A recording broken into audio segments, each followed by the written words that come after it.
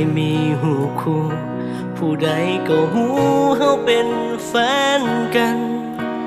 โพดหูคู่หน้าจอทุกวันจนหลายคนอิจฉาหาเขาแต่ในวันนี้เจ้าเปลี่ยนโปรไฟล์จากหูอายไปเป็นหูเขา ประกาศให้คนหูว่าหักสองเฮามันจบแล้วอยากบอกเฟซบุ๊กเจ้าไว้แต่ในใจก็ยังห่วงหาในใจยังอยากรู้ว่าเจ้าเป็นอยู่จังใดยังกดไลค์ให้คือเก่าแม้นเฮาจะเลิกลายังกดไลค์ทั้งน้ำตาเมื่อหูเขาว่าเจ้าอยู่กับไผ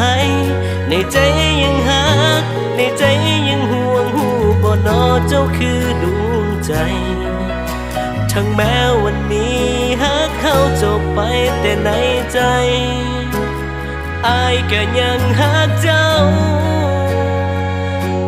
คือเก่าเดิม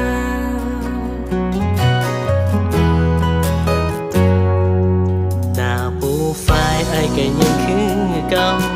ยังมีเจ้าอยู่เคียงข้างกันขอโทษเด้อที่อายยังเก็บมันเอาไว้แต่ติดตามเจ้าทางหน้าจอสำนีละน้อที่พอจะเหตุใดเจ้าโพดหูเขาขึ้นหน้าโปรไฟล์มันปวดใจ